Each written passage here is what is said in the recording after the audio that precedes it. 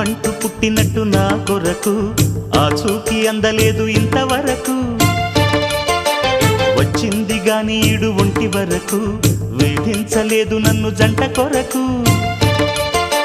చూశాక ఒక్కసారి ఇంత వెలుగు నా వంక రాను అంది కంటి కునుకు ఈ అల్లరి గారడి నీ లీల అనుకోనా నీ పేరు ప్రేమ అవునా ఇవాళే నిన్ను పోల్చుకుందా